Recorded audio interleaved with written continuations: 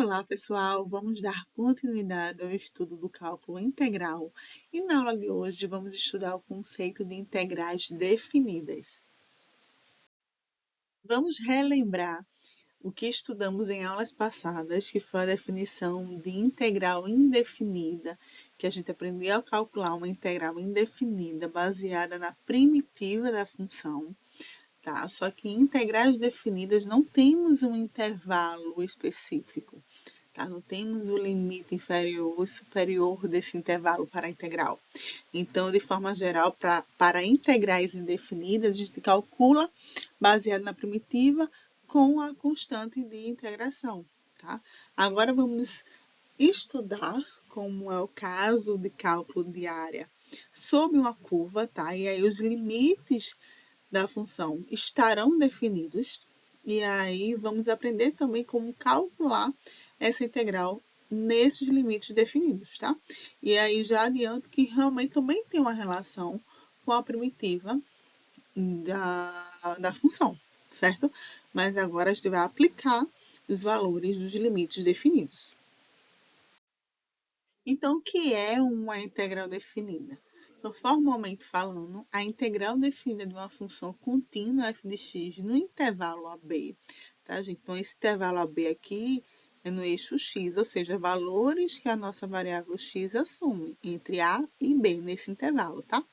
Então, a integral definida representa a área líquida sob a curva y, que é igual à nossa curva f de x, entre x igual a A e x igual a B. Então, aqui esse intervalo, quando x é igual a A, nossa função f de x no y aqui vai ter um valor. Quando x for igual a B, a função aqui, f de x, vai ter outro valor no eixo y, tá? E aí, o intervalo entre A e B, a gente tem a curva da função, essa aqui em azulzinho é a curva da função f de x, tá? Tá representando.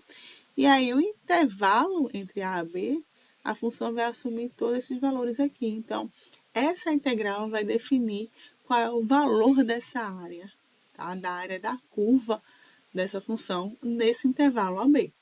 E aí, uma observação é que a área acima do eixo x, tá, é positiva e a área abaixo do eixo x é negativa, como está nesse gráfico aqui abaixo. Então, os valores da integral vai variar de acordo justamente onde essa área ela está passando com relação ao eixo x do gráfico, tá certo?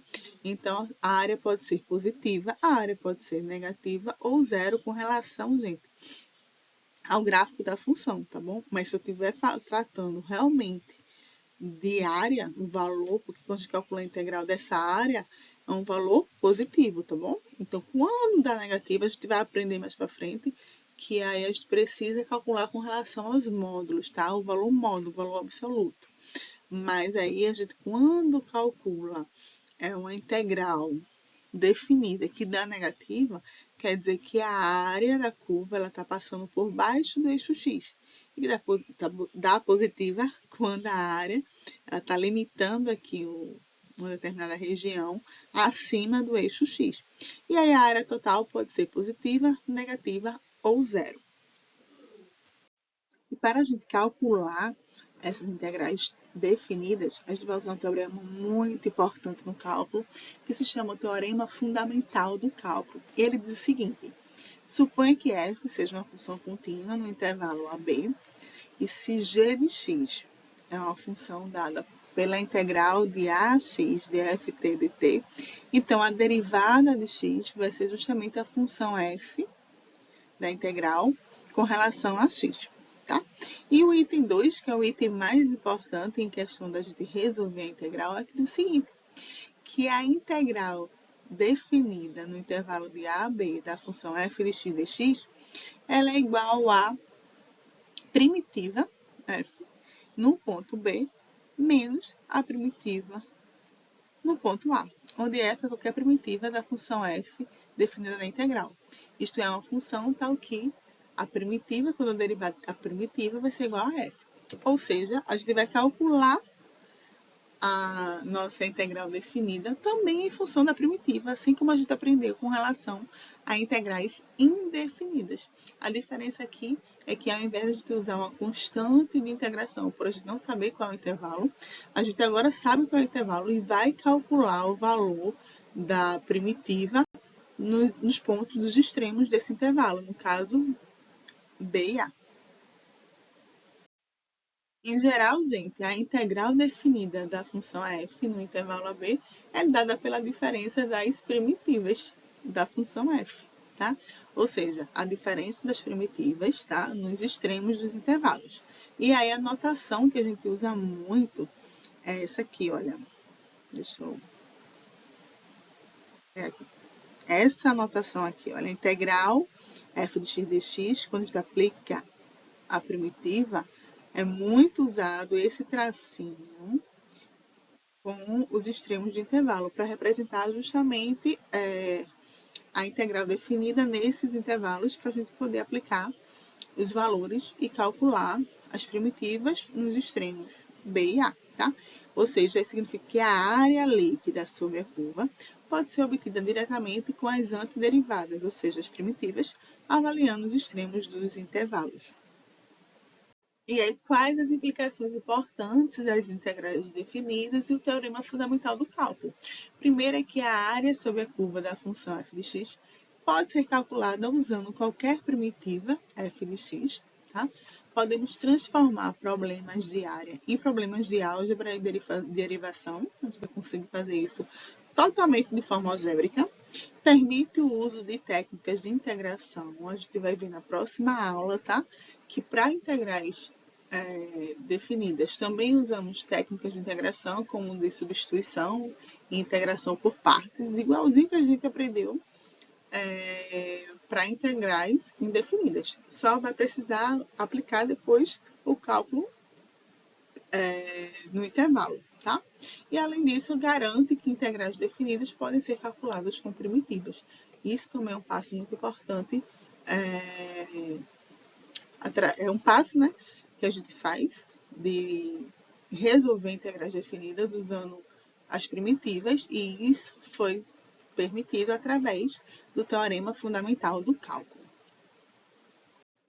Vamos para o nosso primeiro exemplo de integrais definidas, que é a integral definida no intervalo de 0 a 1 da função 2x dx. Então, a forma de resolver, vamos resolver com a primitiva de 2x, tá bom? Qual é a primitiva de 2x? F de x igual a x quadrado, tá? A mesma forma que a gente faz em integrais definidas, vai repetir aqui, tá bom? Ou seja, aumenta o índice, aumenta uma unidade no expoente, tá? Se eu tenho 2x, vai ser, no caso, 2x ao quadrado dividido por 2, é a primitiva. E eu posso simplificar aqui, então a primitiva ficou justamente só o x quadrado, tá certo? E agora vamos integrar a integral definida. Calcular a integral. Então, a integral de 0 a 1 de 2x dx vai ser a primitiva x quadrado, variando no intervalo de 0 até 1, tá? Essa notação significa isso. E aí, a gente vai agora substituir, tá? Onde tem x, eu vou substituir por 1, e depois menos, onde tem x, eu vou substituir pelo 0, tá? Substituindo como se fosse na fórmula, aqui só para deixar mais claro, é como se fosse f de 1 menos f, esse f é da primitiva, tá? De 2, de 0, tá? Então, só reescrevendo aqui como está na definição. E aí o f, a primitiva de 1, é 1 quadrado menos a primitiva. No ponto 0 fica 0 ao quadrado, logo o valor dessa integral definida é igual a 1, tá? E aí lembra que quando eu falei, acho que na aula passada, que tem uma tabelinha sobre integrais definidas e indefinidas, é que uma das observações é que em integrais definidas, tá? O nosso resultado sempre vai ser um valor constante, vai ser um valor real, certo? E com relação a integrais indefinidas, nós vamos ter expressões, tá? Sempre expressões com a constante de integração, Se fosse uma integral indefinida, seria x² mais c. Então, é uma expressão algébrica. Com relação a integrais definidas, nós temos como resultado um valor real, tá? Um número, melhor dizendo. Próximo exemplo. Calcule a integral definida no intervalo de 0 a π/4 da função cosseno de x dx, tá?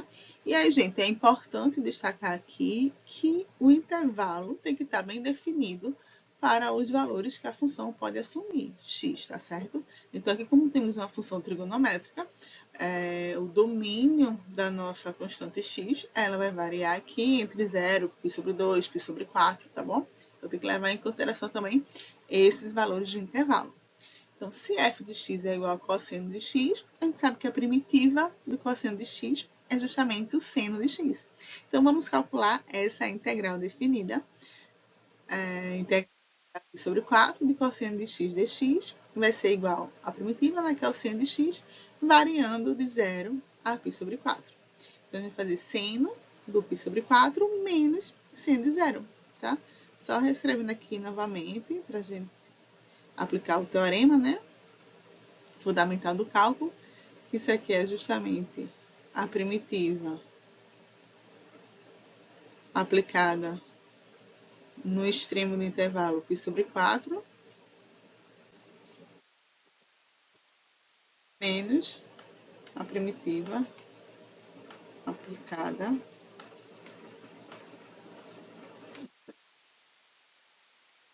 certo? E aí, seno de π/4 é raiz de 2/2 e seno de 0 é igual a 0. Então, o resultado dessa integral é raiz de 2/2. Exemplo 3.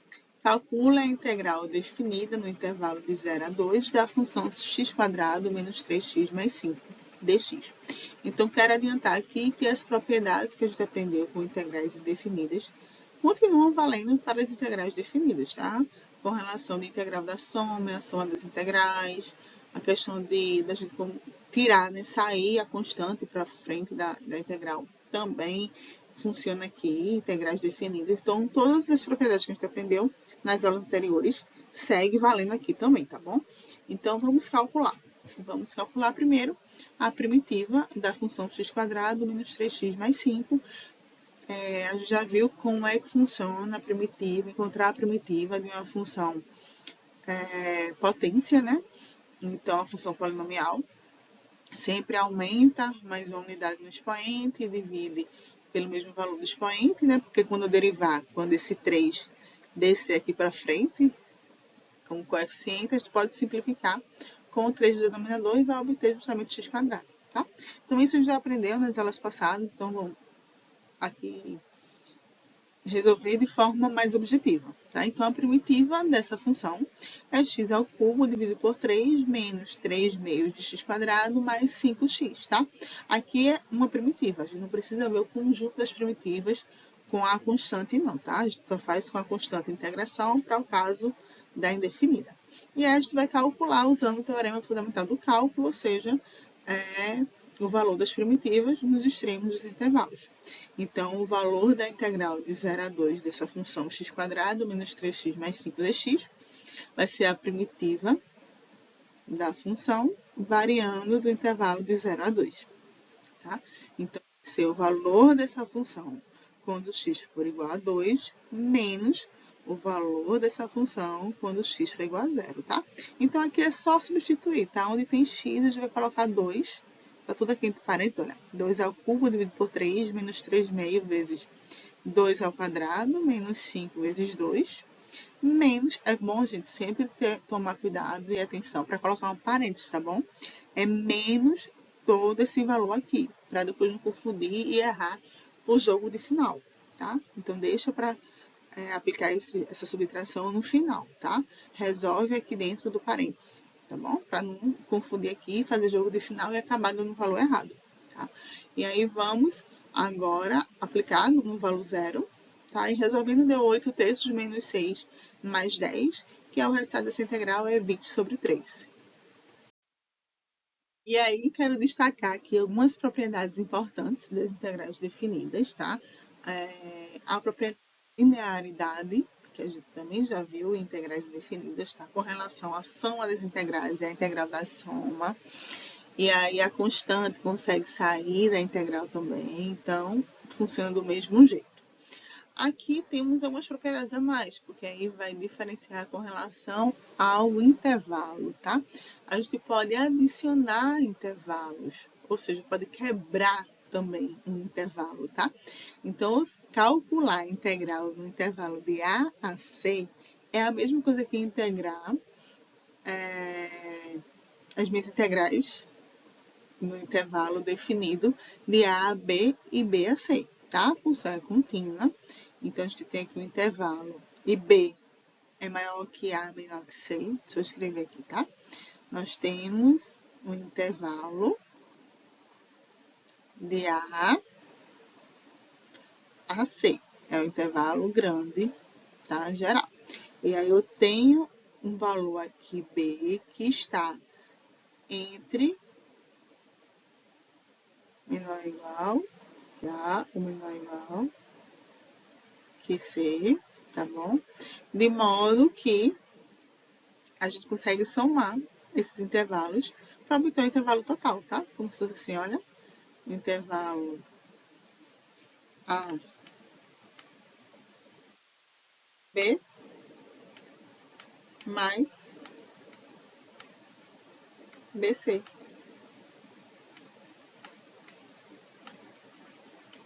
Então, calcular a integral em todo esse intervalo aqui é equivalente a calcular essa soma de integrais definida nesses dois intervalos, tá bom? Outra propriedade importante é a troca de limites, ou seja, a troca do intervalo, né? Se eu trocar o valor da função, se ela é positiva, e multiplicar por menos, tá? Para ser equivalente, precisamos inverter aqui, tá? Os valores do intervalo, que faz sentido, né? Se a função aqui ela é crescente nesse intervalo e eu multiplico aqui negativo, ela se torna uma função decrescente, então, para ela se tornar decrescente, é justamente inverter o intervalo, os extremos dos intervalos. E, por último, a ideia de integral de função nula, tá? Eu tenho aqui uma função nula no intervalo, a integral vai ser igual a zero também, tá? E aí existe um caso particular, não quando a integral da função nula, mas também a gente vai ver mais para frente quando é que a integral de uma determinada área de função ela vai dar zero. Por que uma área vai dar zero? A gente vai ver aqui no final dessa aula o porquê. Então, se a função ela é uma função positiva para todo valor de x no intervalo AB, então a integral tem que dar positivo o valor, certo? Ou seja, a integral de função não negativa é também não negativa. E se eu tenho uma função f de x, que ela é maior ou igual a g de x em todo o intervalo, então significa que a integral da f de x nesse intervalo também vai dar um valor maior ou igual que a integral da função g de x nesse intervalo. Se uma função é maior ou igual que outra em todo o intervalo, sua integral também será maior ou igual. E isso aqui é muito importante quando a gente for estudar na próxima aula, é o cálculo de área entre curvas. E aí, para a gente saber que a área ela vai dar positiva, tá? A gente tem que determinar, verificar qual função é maior que a outra, tá? Porque se f de x é maior que g de x, então a integral vai ser maior de f de x do que a integral de g de x.